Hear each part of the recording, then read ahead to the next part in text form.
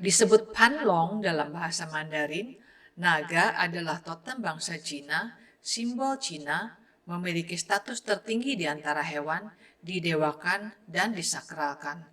Tidak diketahui kapan makhluk mitos ini tercipta. Di Cina kuno, orang hidup terutama dari pertanian. Hujan dan angin memainkan peran penting. Mereka percaya ada sesuatu yang luar biasa kuat mengendalikan hujan dan guntur. Dan dalam mitologi Cina, naga adalah binatang kuat yang hidup di sungai, danau, dan laut, sehingga naga itulah yang digunakan sebagai simbol kekuatan besar. Mulai dari kaisar zaman kuno hingga orang biasa saat ini menyembah naga. Orang Cina menyebut diri mereka keturunan naga. Kaisar Cina kuno bahkan mengaku sebagai reinkarnasi naga. Di Cina, naga terlihat di mana-mana, dari arsitektur hingga pakaian, dari makanan hingga nama orang. Setiap kali belajar tentang budaya Cina, selalu dapat ditemukan elemen naga. Naga Cina digambarkan hidup di langit bersama dewa dan memiliki kekuatan atas elemen alam. Oleh karena itu, orang Cina memuja dan menganggap naga sebagai dewa hujan. Pada saat kekeringan atau banjir, penduduk setempat akan pergi ke kuil dan membakar dupa untuk berdoa demi kondisi yang baik. Naga juga dikenal karena kebaikannya, menangkal kejahatan, melindungi yang tidak bersalah, dan membawa keselamatan bagi semua orang.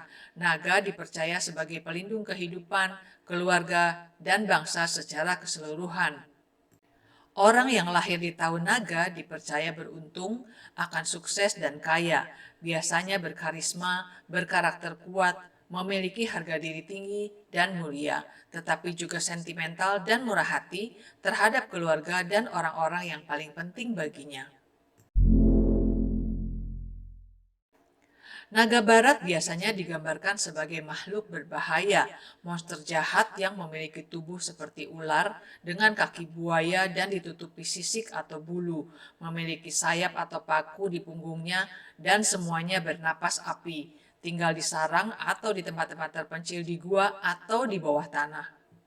Sedangkan naga Cina kebanyakan adalah makhluk ular tanpa sayap. Meskipun begitu, secara ajaib mereka dapat terbang menembus awan, juga bisa berenang di perairan.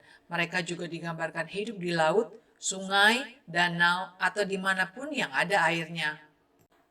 Lukisan atau ukiran naga Cina umumnya memiliki penampilan berupa gabungan dari beberapa binatang, tanduk rusa, kepala singa, leher ular, wajah unta, sisik ikan mas, cakar elang, cakar harimau, telinga sapi, ekor ikan paus, perut kerang, dan mata lobster. Terkadang ada mutiara yang menyala di dekatnya.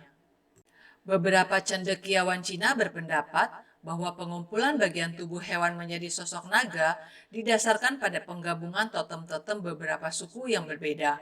Dengan demikian, naga merupakan perwakilan simbolis dari penggabungan suku-suku tersebut menjadi satu bangsa.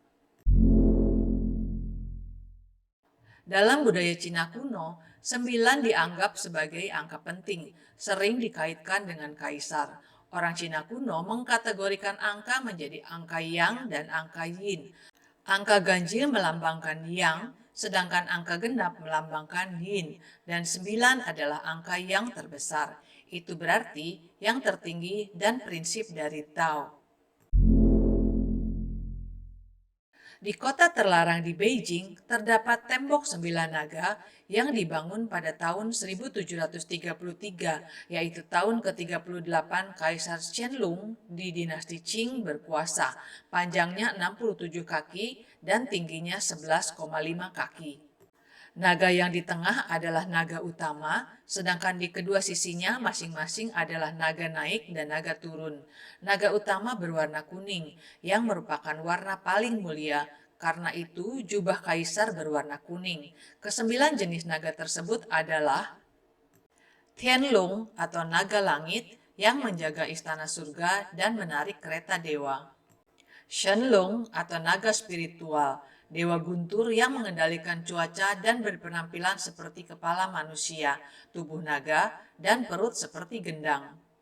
Fo Changlong atau naga harta karun hidup di bawah tanah menjaga logam mulia dan permata. diasosiasikan dengan gunung berapi. Konon gunung berapi tercipta ketika ia mendobrak keluar dari tanah untuk melapor ke surga. Tilong atau naga bumi, penguasa sungai dan laut. Ia menghabiskan musim semi di surga dan musim gugur di laut. Yinglung atau naga bersayap, menurut legenda adalah pelayan setia Kaisar Kuning. Konon ia adalah naga leluhur, tinggal di langit dan mengendalikan 4 musim. Ialah yang diasosiasikan dengan hujan dan banjir. Xiaolong atau naga air, ini naga tipe yang paling primitif, tanpa tanduk atau bersisik dan menyerupai ular, dikenal sebagai pemimpin dari semua hewan air. Panlong atau naga melingkar, naga danau yang dikatakan belum naik ke surga. Huanglong atau naga kuning, naga tanpa tanduk. Gambar naga kuning secara ketat dan eksklusif digunakan oleh kaisar. Konon kaisar kuning menjadi naga ini di akhir hidupnya. Longwang atau raja naga, dianggap naga paling kuat yang menjadi pusat alam semesta. Dia bisa muncul dalam berbagai bentuk dan sering digambarkan sebagai manusia. Ia menguasai lautan Cina di 4 arah. Laut Timur, yaitu Laut Cina Timur, Laut Selatan, yaitu Laut Cina Selatan, Laut Barat, yaitu Danau Qinghai dan danau di sekitarnya, dan Laut Utara, yaitu Danau Baikal. Naga Cina juga berbeda-beda warna dan masing-masing mewakili hal yang berbeda. Naga merah. Merah adalah warna paling beruntung di Cina, sering digunakan untuk perayaan atau peristiwa yang membahagiakan. Karena itu, naga merah memiliki simbol keberuntungan. Naga hitam. Naga hitam sering dikaitkan dengan balas dendam. Dalam beberapa film Cina, organisasi kriminal atau geng jalanan menggunakan naga hitam sebagai lambang. Penjahat sering memiliki tato naga hitam di lengan atau punggung. Di Cina kuno, naga hitam sering dikaitkan dengan bencana seperti banjir atau badai. Naga kuning. Sejak dinasti Kekaisaran kuno, kuning dianggap sebagai warna kerajaan. Naga kuning adalah simbol kaisar, mewakili kebijaksanaan, keberuntungan, dan kekuatan. Hanya kaisar yang mengenakan jubah kuning bersulam naga. Naga kuning bercakar 5 adalah simbol suci kaisar akan kekuatan kekaisaran yang mewakili martabatnya. Naga putih. Putih secara tradisional terhubung dengan kematian dan berkabung dalam budaya Cina. Namun, naga putih melambangkan kesucian dan kebajikan. Naga emas. Naga emas dikaitkan dengan dewa atau panen yang melimpah. Naga emas selalu melambangkan kekayaan, kemakmuran, kekuatan, panen, dan kekuasaan. Naga biru dan hijau. Dalam budaya Cina, biru dan hijau adalah warna yang mewakili alam, kesehatan, penyembuhan, kedamaian, dan pertumbuhan.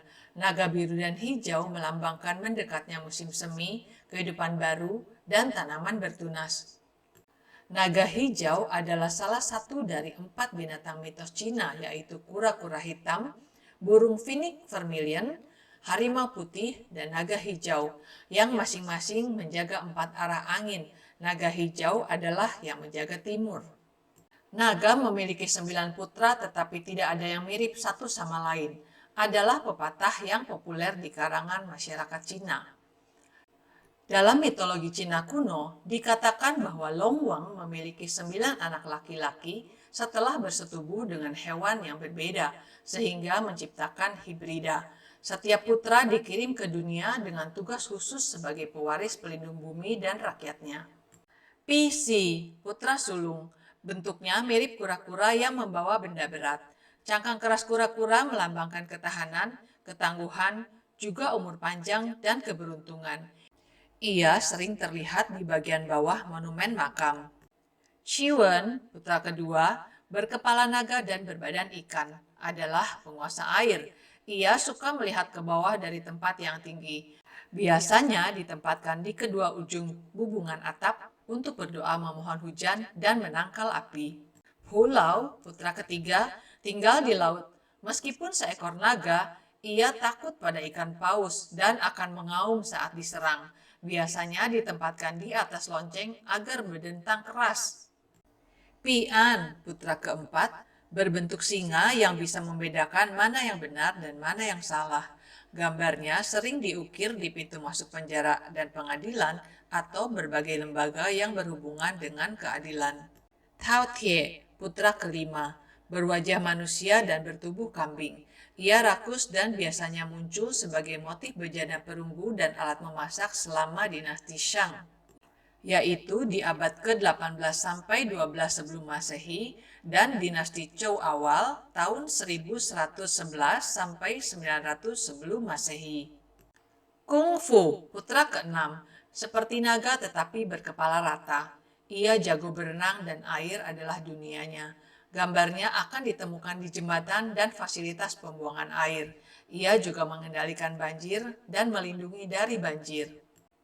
Yace, putra ketujuh, berkepala naga dan bertubuh serigala, memiliki temperamen yang berapi-api, biasanya terukir pada gagang pedang dan cincin pisau. Shani, putra kedelapan, berbentuk singa, tidak aktif tetapi malah suka duduk diam, menyukai api dan asap.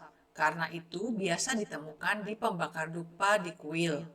Dan terakhir, Xiao Tu, putra kesembilan, seperti kerang yang tidak suka diganggu. Ia dianggap sebagai pengawas rumah tangga, sering terlihat di pintu depan untuk melindungi rumah.